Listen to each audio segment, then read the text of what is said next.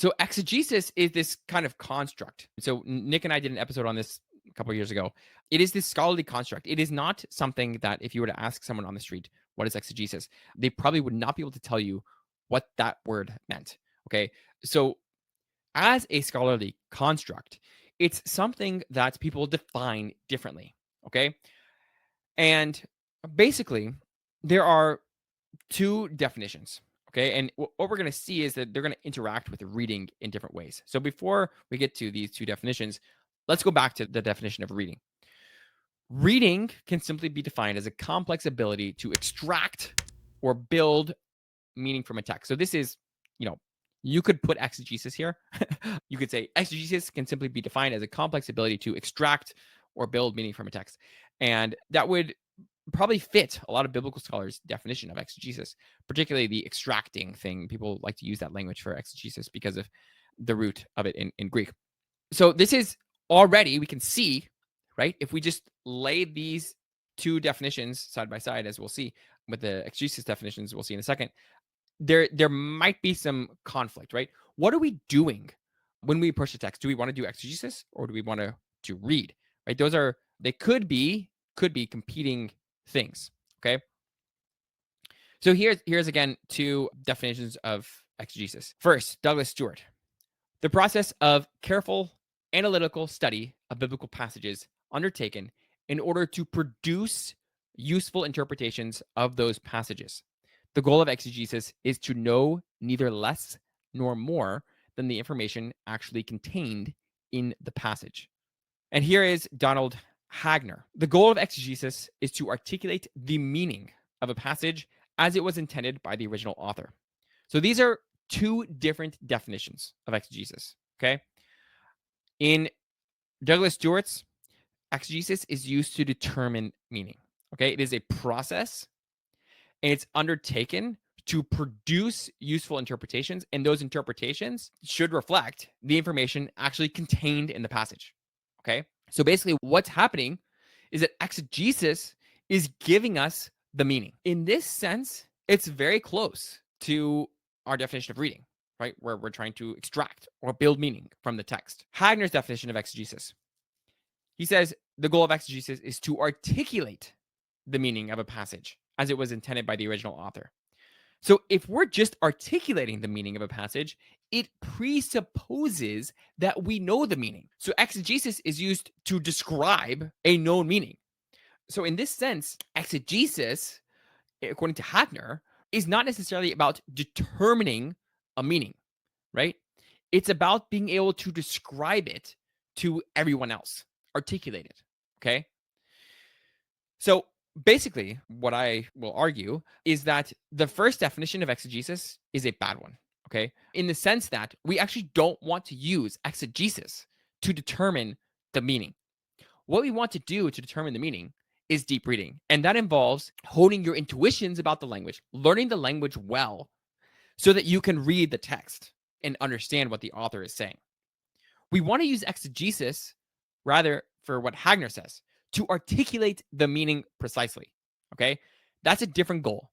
And I think that is the right one. I'll give an example, and I'll tell you why I don't think we should use exegesis to determine meaning. The problem is that basically exegesis often means determining the meaning of a text through using categories supplied by grammars and dictionaries.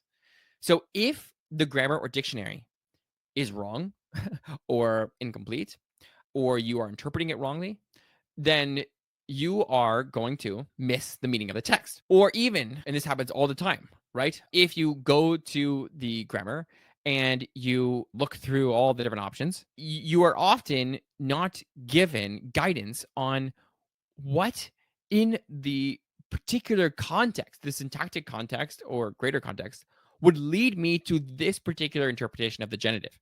So there's just this kind of buffet of options for what the genitive can mean.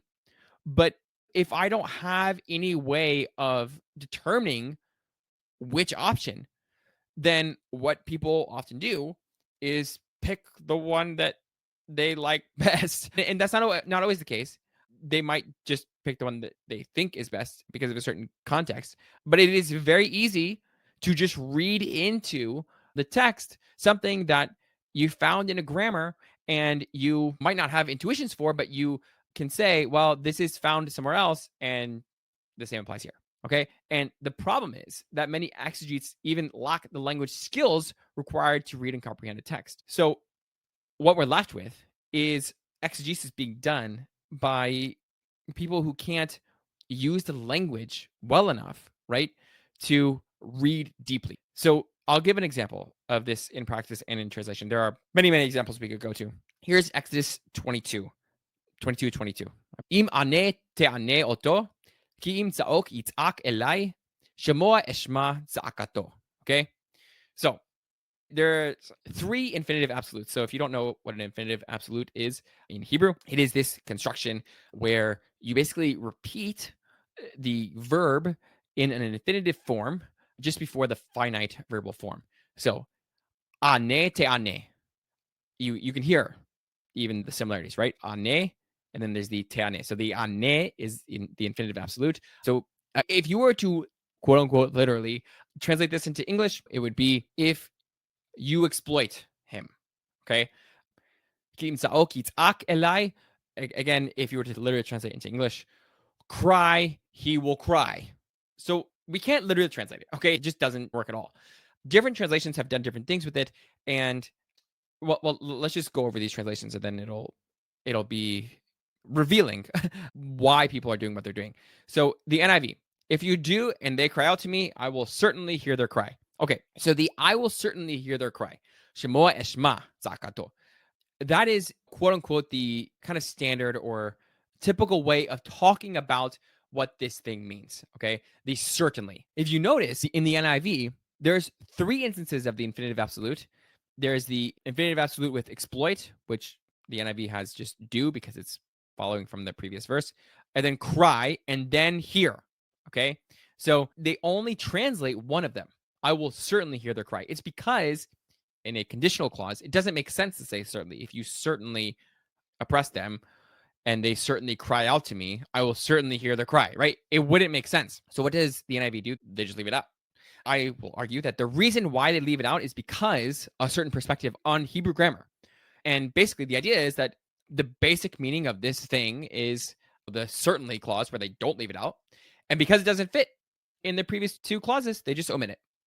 The NLT translates one of them. If you exploit them in any way and they cry out to me, then I will certainly hear their cry. So the NLT actually is translating this infinitive absolute, this construction, as in any way, if you exploit them in any way. So this is much better. And I think this is basically correct, right, for that clause. But then they leave out the equivalent infinitive absolute in cry, right? That's gone. The Legacy Standard Bible, and if you indeed afflict him, and if he earnestly cries out to me, I will surely hear his cry. Okay. So again, this is interesting because if you indeed afflict him, this is much closer to the certainly, really, I don't think makes sense in English. And now he's crying out. What if his crying out is not earnest? Let me provide you with the broader context here. This is God talking about the widows and orphans. So if you oppress widows and orphans, God will, this is what will happen, right? If you do this, he will certainly hear his cry. And then the next verse talks about God basically killing them and making their wives widows and their children orphans. Okay. So God is serious about this. It really doesn't make any sense for the LSB to say, and if he earnestly cries out to me, meaning that let's say a child has to earnestly cry out in order for God to hear, right? All of these translations are influenced by our grammars. Our grammars having a certain perspective on this construction. And I don't think it's the natural way to read the text if you just know the language or know the language better. I'll give you my translation. And what's very interesting about this, also the KJV translation. So the KJV says, if thou afflict them in any wise and they cry at all unto me, I will surely hear their cry. That's exactly how I would understand it, right? Of course, in different English. I would say, if you afflict them in any way and they cry out at all, I will definitely hear them. Okay. And this makes perfect sense of the context. If we assume that the infinitive absolute is just about the certainty or uncertainty of an event, okay, whether that event will certainly happen or not, then I would translate this just like the NIV, right? Because the infinitive absolute in this case doesn't make sense. You can't put certainly or uncertainly in a conditional clause. So the NIV, what do? They just leave it out. So this is coming from grammars, right? Our descriptions of the infinitive absolute. Going back to these texts and looking at them with this grammatical perspective will lead you to the translation that we see in the NIV. Okay, and even the LSB, right? If you indeed afflict him, that doesn't make sense in English or just logically, but it does make sense if you have this certain perspective that this is what this construction means. If you have a broader perspective on what the construction means, I would say it's basically a degree modifier, and that allows it to a lot of different things, which I'm not going to go into. It doesn't really matter for our purposes. But what I think is going on in terms of the translations, basically all of the translations that follow the KJV closely, New King James Version, Revised Standard Version, et cetera, just follow the KJV. And they all have this same sort of construction. But all the modern translations don't. And I think the KJV is right.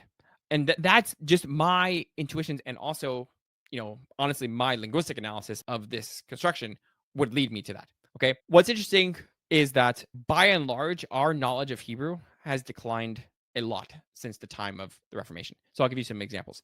The reformer Ulrich Zwingli, it was said he could preach in Greek, Latin, and Hebrew with as much ease as in the vernacular. So he could preach. How many people are graduating seminary and can preach in Greek, Latin, or Hebrew, right? One of them. How many can say a simple sentence? I was at a conference last week and I asked someone who had taken a lot of Greek in seminary, how do you say the person is coming to me? And she couldn't do it. And I kind of feel bad. I put her on the spot.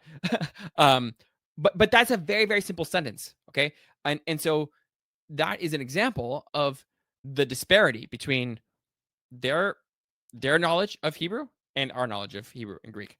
Yale's valedictorians delivered their class orations in Hebrew in 1785 and 1792.